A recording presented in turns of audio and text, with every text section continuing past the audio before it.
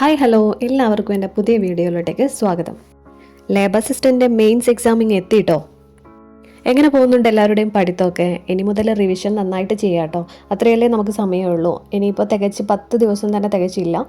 അപ്പോൾ എല്ലാവരും നന്നായിട്ട് പഠിക്കുക. നല്ലൊരു പോസ്റ്റാണ് ലാബ് അസിസ്റ്റൻ്റ് എന്ന് പറയുന്നത്. ചിലർക്കൊരു ഡൗട്ടുണ്ട് കേട്ടോ, ലാബ് അസിസ്റ്റൻ്റ് എക്സാം എന്ന് പറയുമ്പോൾ അത് എഴുതി കഴിഞ്ഞാൽ നമുക്ക് കിട്ടുന്ന ജോബിനെ കുറിച്ചിട്ട് ഒരുപാട് പേര് എന്നോട് തന്നെ ചോദിച്ചിട്ടുണ്ട്.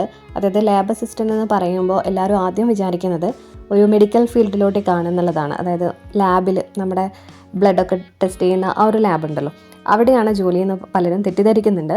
ഇത് അങ്ങനെയുള്ളൊരു ജോബല്ല. കേരള ഹയർ സെക്കൻഡറി എഡ്യൂക്കേഷൻ ഡിപ്പാർട്ട്മെൻറ്റിലാണ് നമുക്ക് ലാബ് അസിസ്റ്റൻ്റായിട്ട് ജോലി കിട്ടാൻ പോകുന്നത്. നമ്മൾ പണ്ട് +1 +2 ഒക്കെ പഠിച്ച സമയത്ത് ലാബിൽ കുറേ പരീക്ഷണങ്ങളൊക്കെ നമ്മൾ ചെയ്തിട്ടുണ്ടല്ലോ. അപ്പോൾ അവിടെ നമ്മുടെ ടീച്ചർ അല്ലാതെ അവിടെ ലാബിലൊരു അസിസ്റ്റൻ്റ് ഉണ്ടാവും. ഓർക്കുന്നുണ്ടോ? ആ ഒരു ജോബാണ് നമുക്ക് ഈ ഒരു എക്സാം എഴുതി കഴിഞ്ഞാൽ ലഭിക്കാൻ പോകുന്നത്. അപ്പം തന്നെ നമുക്ക് ഊഹിക്കാൻ പറ്റാവുന്നതേ ഉള്ളൂ നമ്മുടെ ജോബിനെ കുറിച്ചിട്ട്. അപ്പോൾ ലാബ് അസിസ്റ്റൻ്റ് എന്ന് പറയുന്നത് നല്ലൊരു ജോലിയാണ്. നമുക്ക് അധികം പണിയെടുക്കാതെ തന്നെ നമുക്ക് സാലറി കിട്ടും തന്നെ വേണമെങ്കിൽ പറയാം. അതായത് വലിയ പണികളൊന്നും നമുക്ക് ഉണ്ടാവില്ല. അതുകൊണ്ട് തന്നെ എല്ലാവരും നന്നായിട്ട് പഠിച്ചു. ഹയർ സെക്കൻഡറി എഡ്യൂക്കേഷൻ ഡിപ്പാർട്ട്മെൻറ്റ് എന്ന് പറയുമ്പോൾ പലരും വിചാരിക്കും ഇതിൻ്റെ ക്വാളിഫിക്കേഷൻ എന്ന് പറയുന്നത് +2 ആയിരിക്കും എന്ന്. എന്നാൽ അങ്ങനെയല്ല. ഇതിൻ്റെ ക്വാളിഫിക്കേഷൻ എന്ന് പറയുന്നത് SSLC പാസ് ഔട്ടാണ്. ഈ ഒരു പോസ്റ്റിൻ്റെ സാലറി സ്കെയിൽ എന്ന് പറയുന്നത് 24,400 മുതൽ 55,200 വരെയാണ്. ഇതൊരു സ്റ്റേറ്റ് വൈഡ് എക്സാം അല്ല കേട്ടോ, ഇതൊരു ഡിസ്ട്രിക്ട് വൈഡ് എക്സാം ആണ്. ഇതിൻ്റെ വാക്കൻസി എന്ന് പറയുമ്പോൾ കുറച്ച് കുറവാണ്. എന്നിരുന്നാലും നമുക്ക് ശ്രമിച്ചു കഴിഞ്ഞാൽ നമുക്ക് കിട്ടാവുന്നതേ ഉള്ളൂ. അതുപോലെ തന്നെ എക്സാമിൻ്റെ കാര്യം പറയുകയാണെങ്കിൽ പ്രിലിംസ് ഉണ്ടാവും, അതുപോലെ തന്നെ മെയിൻസ് ഉണ്ടാവും. നമുക്കറിയാമല്ലോ, എല്ലാവർക്കും അറിയാവുന്ന പോലെ തന്നെ പ്രിലിംസിൻ്റെ സിലബസ് എന്ന് പറയുന്നത് നമ്മുടെ 10th പ്രിലിംസിൻ്റെ സിലബസ് തന്നെയാണ്. പിന്നെ അതുപോലെ തന്നെ അതിൻ്റെ മെയിൻസും നമ്മൾ ഓൾറെഡി ഇപ്പോൾ LDC പഠിച്ചവരൊക്കെ ആണെങ്കിൽ എളുപ്പമാണ് നമുക്കിത് പഠിച്ചെടുക്കാൻ വേണ്ടിയിട്ട്.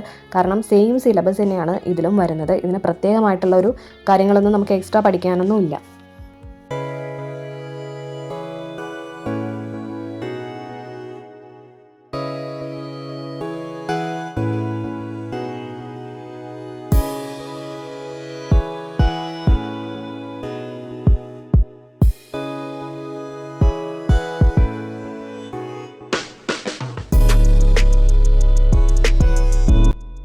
പിന്നെ എൻ്റെ പഠിത്തം എവിടെ വരെ എത്തിയെന്ന് ചോദിച്ചു കഴിഞ്ഞാൽ, ഞാനിപ്പോൾ ഒരു ടൈം ടേബിൾ ഇട്ടിട്ടാണല്ലോ പഠിച്ചുകൊണ്ടിരിക്കുന്നത്. അപ്പോൾ അതിൻ്റെ ഡേ 22-ലാണ് ഇപ്പോൾ നിൽക്കുന്നത്. അതായത് 12-ാം തീയതി ഡേ 22 ആണ്.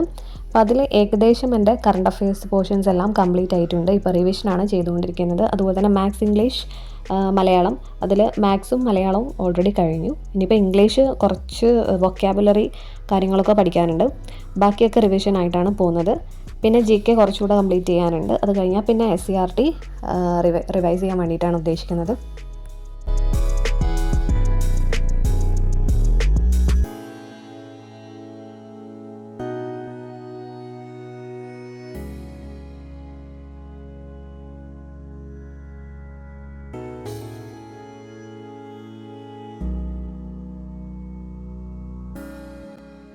ലാബ് അസിസ്റ്റൻ്റ് ഹാൾ ടിക്കറ്റ് ഇപ്പോൾ നമ്മുടെ പ്രൊഫൈലിൽ വന്നിട്ടുണ്ട്. എല്ലാവരും അതൊന്ന് ചെക്ക് ചെയ്ത് നോക്കണം.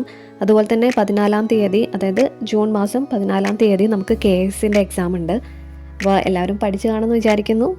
എന്തായാലും 2 എക്സാം ഒക്കെ ഉണ്ടല്ലേ, KSന് രാവിലെയും അതുപോലെ തന്നെ ഉച്ചയ്ക്ക് ശേഷം വേറൊരു Stream 2 എന്ന് പറഞ്ഞിട്ട് വേറൊരു എക്സാമും കൂടെ ഉണ്ട്. അപ്പോൾ എല്ലാവരും നന്നായിട്ട് എഴുതുക. എല്ലാവർക്കും ഓൾ ദ ബെസ്റ്റ്.